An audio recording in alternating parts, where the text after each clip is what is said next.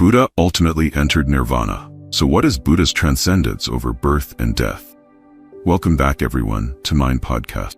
Most Buddhists believe that Buddha is a divine being because according to the scriptures, Buddha saves all sentient beings in the 3,000 great thousand worlds equally. Thus, if anyone needs anything, they sincerely pray and it will be granted.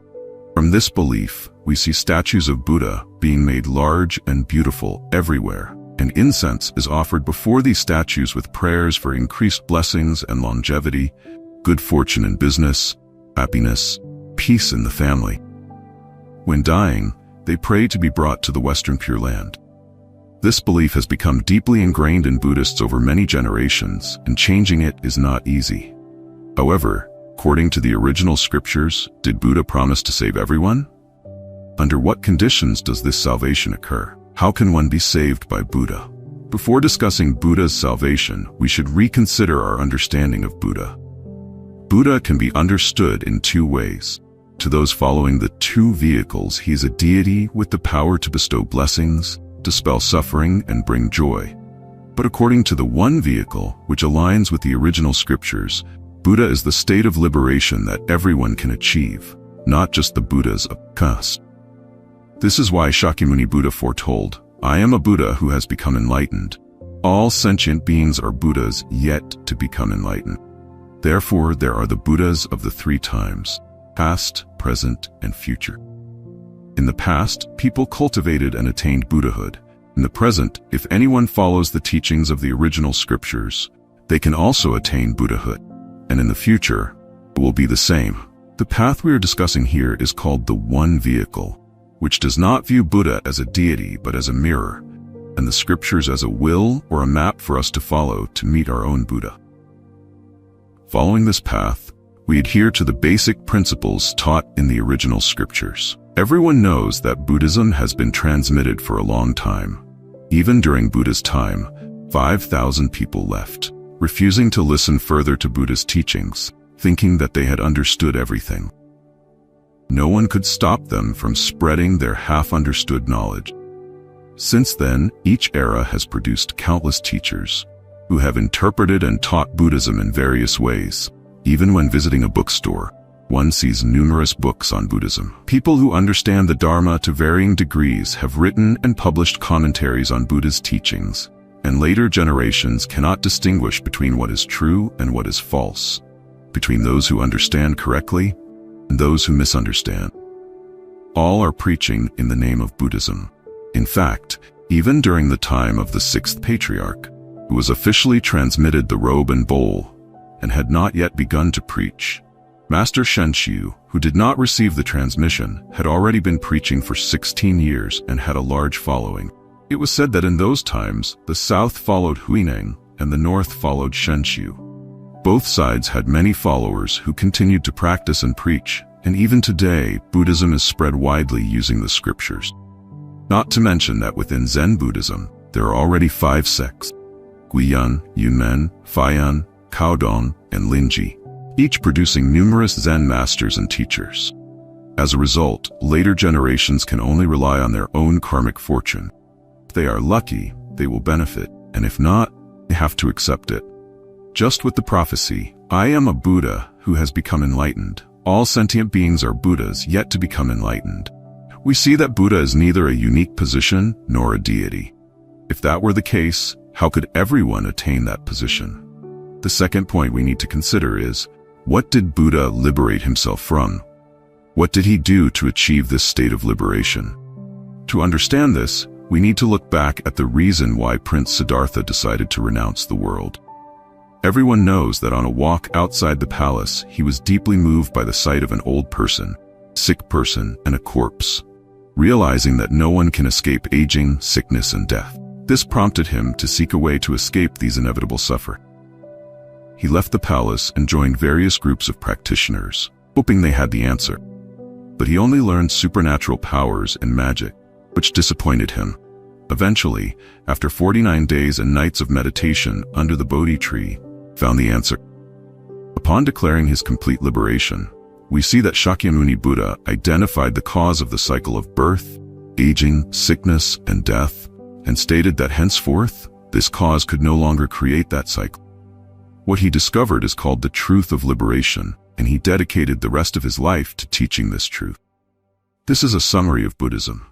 This Dharma was transmitted through 33 patriarchs until the transmission of the robe and bowl was lost, leading to widespread, uncontrolled teaching. The consequence is that today we no longer see anyone truly attaining enlightenment. Instead, we see people focusing on building grand temples and large statues of Buddha to worship and pray to, while the practice of becoming Buddha is no longer mentioned. We want to return to the correct path and fulfill the prophecy. We must understand what it means to become Buddha and what we must do to achieve it. From the reason for Shakyamuni Buddha's renunciation, we see that becoming Buddha is not about becoming a deity with 32 good features and 80 fine qualities capable of saving the 3,000 great thousand worlds, but rather it is about achieving liberation for oneself from the bonds of birth, aging, sickness, and death. However, those who do not fully understand may encounter a significant contradiction here. How can we reconcile the Buddhist theory of escaping birth, aging, sickness, and death when Shakyamuni Buddha himself aged, died, and was cremated? This is something that followers of the two vehicles who see Buddha as a deity dare not discuss. For if Buddha were truly a deity, he should be immortal, right? How can we pray to him to save us from death if he himself did not escape it? If we read the original scriptures, we see more clearly. In the Sutra on the Inconceivable Teaching, during a Dharma talk, Buddha asked Rahula, who was distracted and not listening, "Since all things are impermanent and it is difficult to maintain the human body, can you preserve your life until you are older?" Rahula replied, "No, I cannot. Can you, Buddha, preserve my life for me?" Buddha responded, "Rahula, I cannot even preserve my own life, let alone preserve yours." If Buddha could preserve life, why would he need to remind us of impermanence? Shakyamuni Buddha was born from a mother like everyone else. The legend that he was born from the side of Queen Maya has been examined by scholars, who explain that this was a way for ancient Indians to describe social hierarchy. Royalty and nobility were said to be born from the head or side, merchants from the belly, and commoners from the feet. It was not a mystical or supernatural event. After attaining enlightenment and teaching, Buddha lived as an ordinary person. If he were a deity, he would have used magic to provide food for himself and his disciple. Instead, he followed the usual order of going from house to house for alms, returning to the monastery to eat, putting away his robe and bowl, washing his feet, and sitting down. Buddha often fell ill. For example, Ananda had to beg for milk for him. Ultimately, Buddha also died from food poisoning after eating a meal offered by Kunda. So why did he become a sacred figure who saves the 3,000 great thousand worlds after his death? Did he save everyone? How? What is his transcendence over birth and death? These are the questions that need to be reconsidered regarding Buddha's salvation of sentient beings. First of all, it is certain that we are not Buddha's sentient beings. For to become Buddha, one must save all sentient beings. Shakyamuni Buddha saved all sentient beings, so he became Buddha. The sentient beings saved have already become Buddha and have entered Nirvana, free from suffering. But we are still in the midst of worldly troubles, full of suffering, so we are not Buddha's sentient beings. Secondly, both sentient beings and Buddha realms exist in the mind. Therefore, cultivating Buddhism is called cultivating the mind, and the Buddha realm is within the mind. As the Vimalakirti Sutra says, according to the purity of the mind, the Buddha realm is purified. Thus, the Buddha realm is not in the Eastern Pure Land or Western Pure Land outside of ourselves, for if it were, it would belong to another Buddha. Thirdly, what are sentient beings? The sixth patriarch explained, "Good knowing friends, the sentient beings in your mind are the false, deceitful, unwholesome, hateful, and malicious thoughts. These are all called sentient beings. Each person must use their own nature to save themselves. This is called true salvation. Since everyone can save their own sentient beings, Shakyamuni Buddha foretold that all sentient beings will become Buddha. The sentient beings of each person exist in their own mind, though no one else can save them. This is why Buddhism teaches self-reliance. If Shakyamuni Buddha could save others, he would first have saved his own son, Rahula, and his cousin, Ananda. but they all had to practice and attain realization, proving that Buddha did not save others. Therefore, those who pray for salvation are misunderstanding the teachings and the words of Buddha. The salvation of the 3,000 great thousand worlds is understood as follows. In ancient times, language was limited, and Shakyamuni Buddha had difficulty expressing his inner thoughts, so he had to use external examples. Humans are often troubled by the three poisons, greed, anger, and delusion, which cause countless thoughts in every moment. Over a lifetime, this becomes an unimaginable number. Recently, researchers in Australia have calculated that a person generates about 50,000 thoughts each day. But thousands of years ago, Buddha had already observed this and saw that the number of thoughts was as numerous as the inhabitants of a large country. Since there were three types, he called this the 3,000 great thousand worlds. The Buddha of each person has the task of saving the 3,000 great thousand worlds of their own mind. They must save until all these thoughts are extinguished, achieving liberation, as these types of sentient beings no longer exist. This is called saving all sentient beings. But if sentient beings are thoughts, then does this mean saving all thoughts results in a mind empty like wood or stone? Is that what it means to become Buddha? The scriptures only teach to eliminate false thoughts or the three poisons, not to eliminate thoughts of the past, present, and future, as many mistakenly believe, leaving the mind empty like a soulless being. Because Buddhism also teaches the four immeasurable minds, loving kindness, compassion, joy, and equanimity, which must be cultivated. Additionally, practitioners must have right view, right intention, right effort, right concentration, right speech, right action. Practicing Buddhism is not about becoming like wood or stone, unfeeling and lifeless, not discerning between good and evil, right and wrong. So how should we understand Shakyamuni Buddha's transcendence over birth and death? Ordinary people cling to appearances and therefore suffer because of them. Those who see the body as themselves naturally suffer joy and sorrow, life and death, along with it. While living in the temporary body, they create countless negative karma, which they must repay, leading to the cycle of birth and death. Shakyamuni Buddha knew that the body of each person is merely the result of the conditions of causes and effects manifesting in one lifetime. When the conditions and karma end, the body disintegrates. The true self of each person is the true nature that exists alongside the body but does not die with it. It is neither born nor dies. Therefore, anyone who finds their true nature and abides in it will no longer suffer life and death. For the suffering of life and death is only the process that occurs with the false appearance of the body.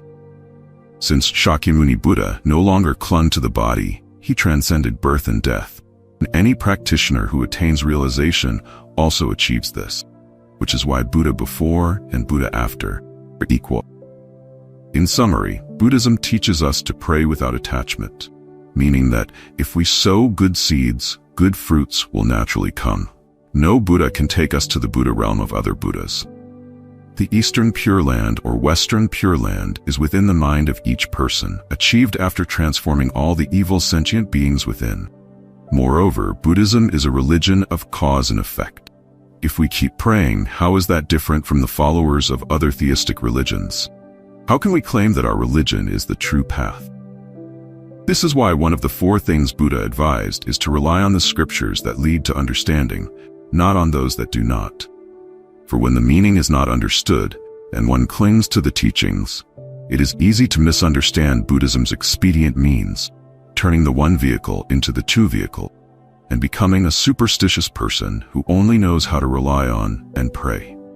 The scriptures use a very heavy analogy, comparing this to the poor son, who, though he is the son of a rich man, does not dare to enter his father's house to claim his inheritance, but instead roams around picking up trash to earn a living.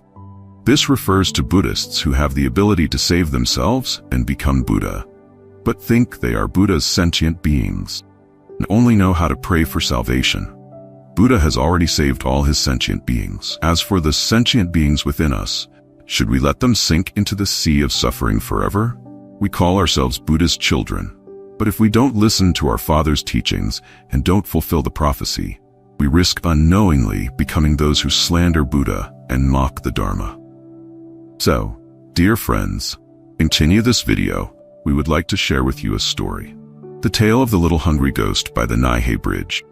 Everyone says that once dead, they leave behind all the affairs of life, but that's not true. Nothing is lost, nothing disappears, nothing is born, nothing dies. I am a hungry ghost, a little ghost with many stories in the underworld, serving under the Lord of the cycle of rebirth. We are considered the lowest and smallest of all beings in the world, living only in the dark underworld, lifetime after lifetime. My job is to patrol the Nihei Bridge, a simple task, because apart from a few lonely souls and hungry ghosts passing by, nothing else happened.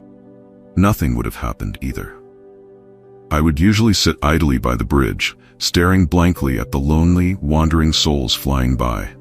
Day after day, month after month, year after year, one day, the Lord of the cycle of rebirth called me and said that I had been faithfully guarding the Nihei Bridge for 300 years without a single mistake. Therefore, I was given the opportunity to become a soul reaper and be sent to the human world.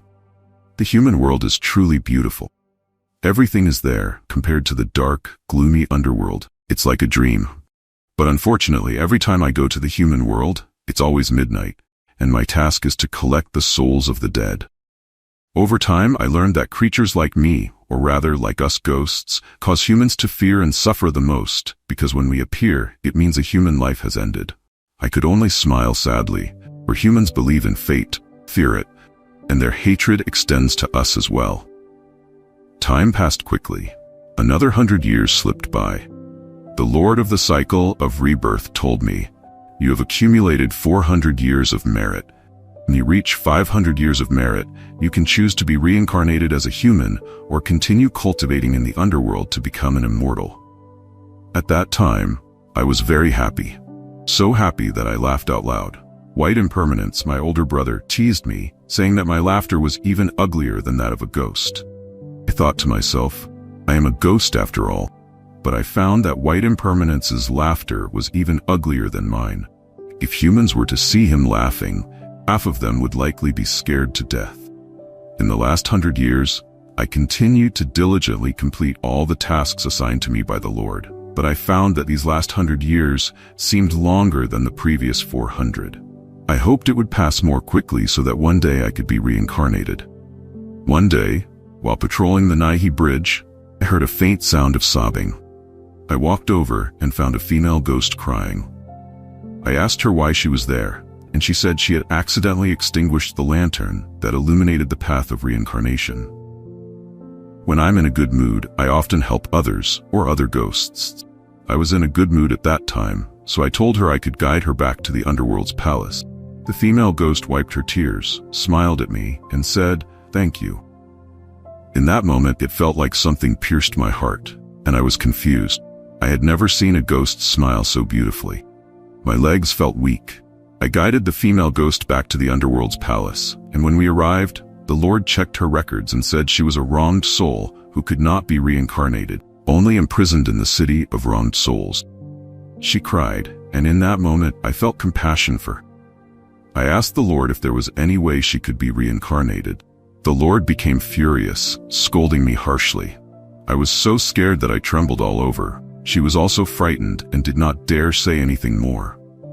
I bowed my head and suppressed my anger, leading the female ghost to the city of wronged souls.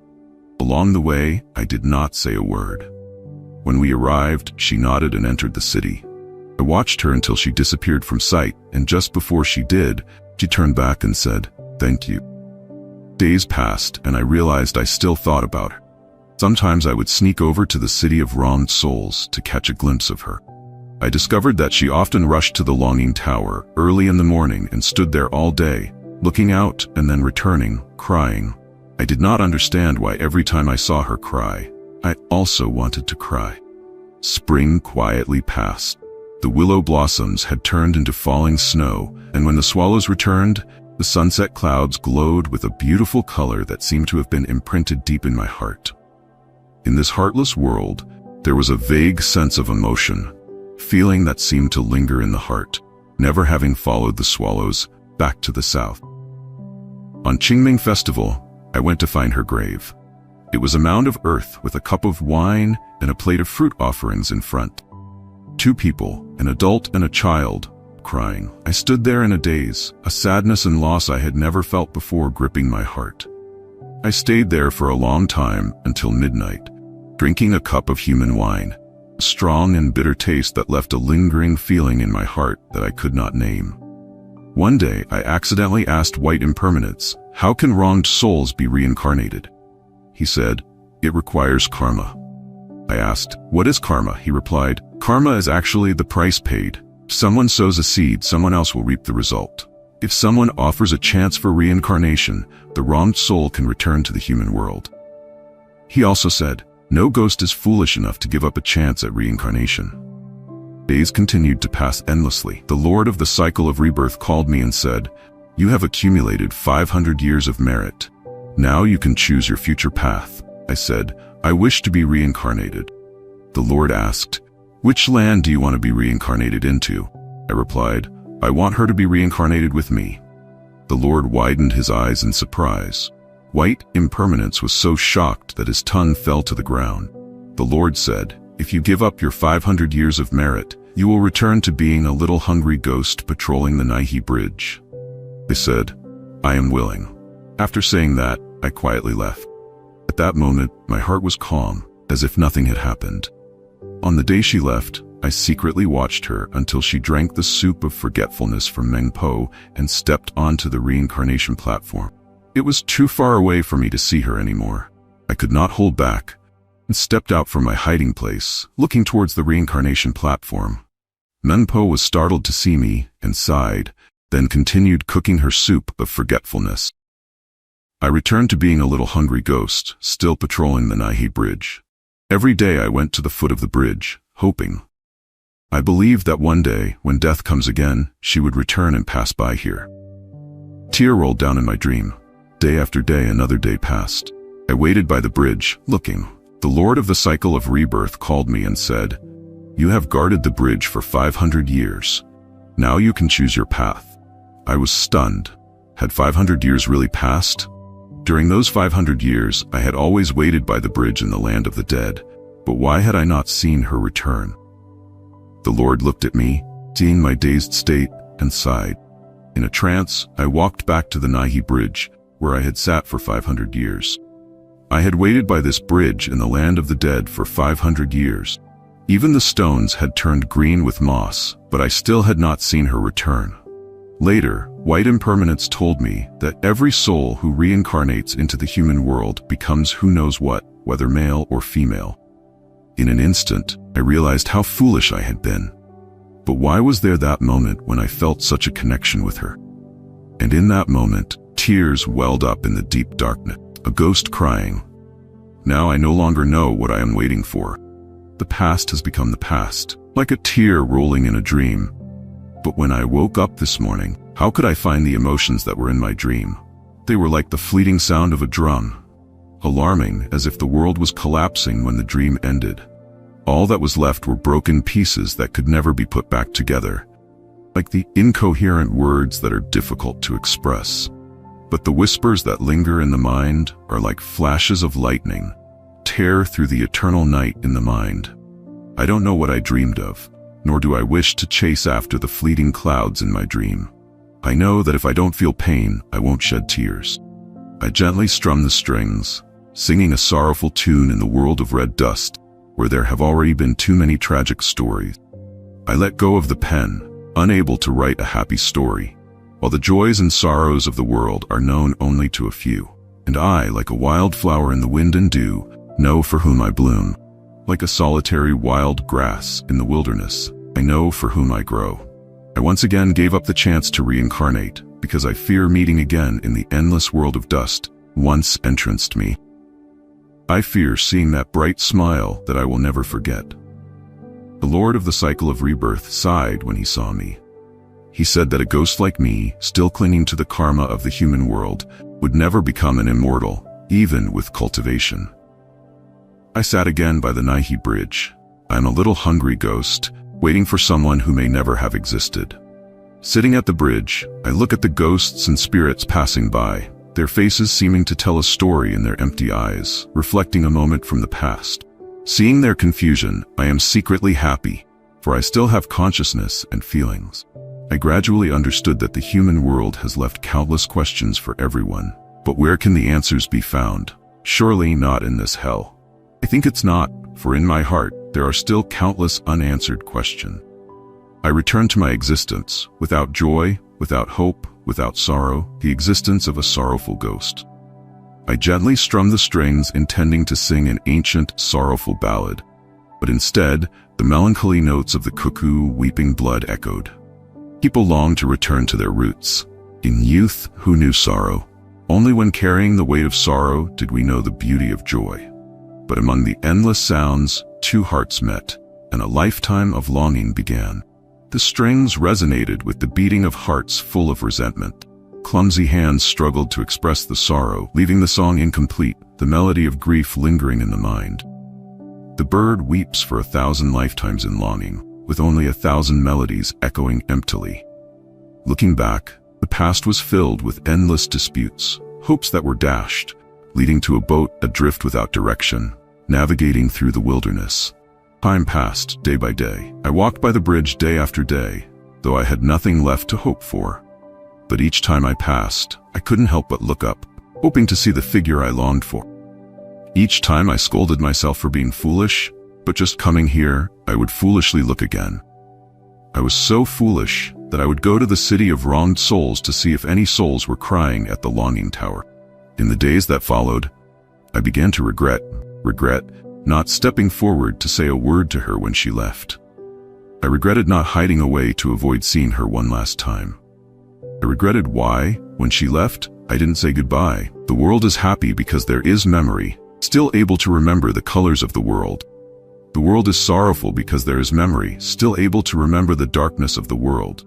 The magic of time has colored the black and white, tearing them apart, dusting them, leaving pieces fluttering in the air. Chase them, try to piece them back together. To forget, be unable to forget. Forget, unable to forget. All these in the last blooming flower.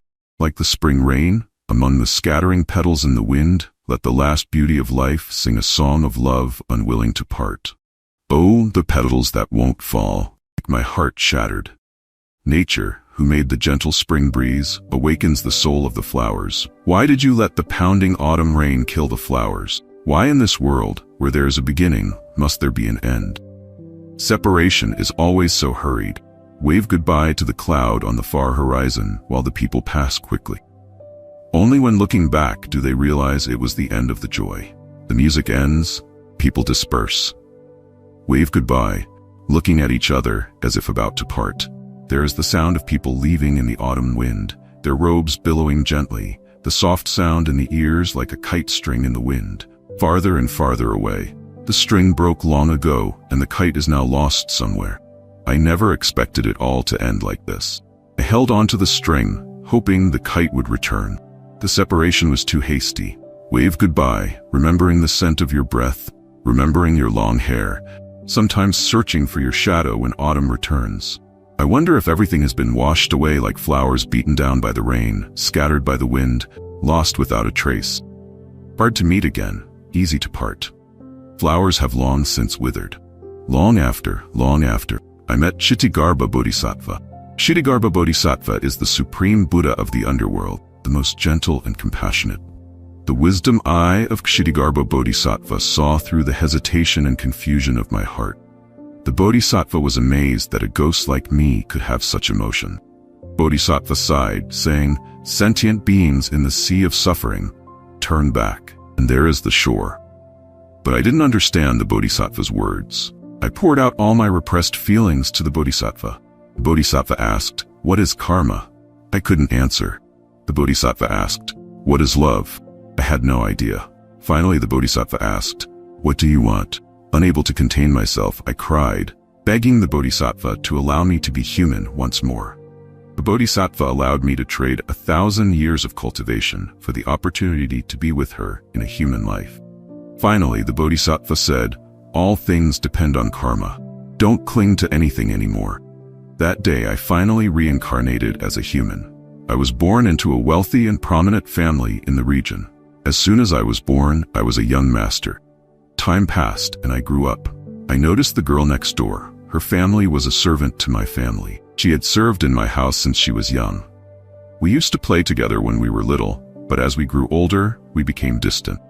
But I realized that I liked her more and more, and I thought she must also like me. When she was 18 years old, my parents couldn't stop my will, so they went to her house to propose. Her family, of course, agreed immediately. That day, I met her at the door. I was happy and intended to say a few words to her, but to my surprise, her eyes were filled with hatred. My heart froze, and I hurried back, vaguely sensing that something had happened.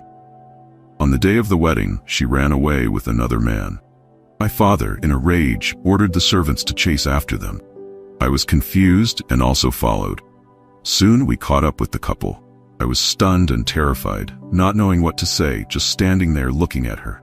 She also looked at me, and her eyes were like a whirlpool of hatred, swallowing me whole. In my confusion, my heart clenched. She hated me. Before I could react, everything went black. When I regained consciousness, the servants told me that she and the man had jumped off a cliff to their death. As soon as I heard that, it felt like the world no longer existed, as if time and space had turned into emptiness. My beloved was now gone, leaving only a pale, grim face. Crystal of the past had shattered into sand, blown away by the winds of time and space, scattering and dissolving into the air. Wind, oh wind, where are you going? Why don't you take me with you? The wind had taken my heart far away. Please don't leave me alone, screaming at the edge of the world, an endless scream. The night will come, life will end. Why do we miss each other but can't turn away? Why do we miss each other but can't embrace each other? When I woke up again, I found myself back at the Naihe Bridge. White impermanence stood beside me, waiting for me to regain my senses. White impermanence told me that not long after I fainted, my soul left my body. He also told me that the girl who died for love was the female ghost I had helped so long ago. I was overwhelmed, my mind filled with memories. I didn't know what to do. White impermanence took me to Kshitigarbha Bodhisattva. The Bodhisattva smiled silently. I couldn't hold back and asked, why did she hate me so much? The Bodhisattva said, that is karma. I asked, what is karma? The Bodhisattva said, karma is the seed you once sowed. The life you gave her is the karma. She served you for a lifetime, and that is karma. The life you gave her is because she died unjustly because of you. She died for you, so she demanded that you give her a human life. People often say that there is a previous life and an afterlife, that the actions of the previous life determine the fate of the next. But in reality, there is no before or after, only this life here and now. There is a coming and a going, but there is no birth or death. I felt that everything was a huge mistake. Particular moment, meeting a particular person, leading to a particular event, seemingly with a predetermined result. But life is not like that. I was wrong. I had wasted 1,000 years of my life, missed out on 2 chances at reincarnation, and forfeited the happiness of being human. In that moment, I understood the meaning of the word reincarnation. People must go through reincarnation because of countless mistakes, countless regrets, countless losses that need to be compensated for in this life. But if one continues to reincarnate endlessly, how can one remember what was done in a previous life to guide the next?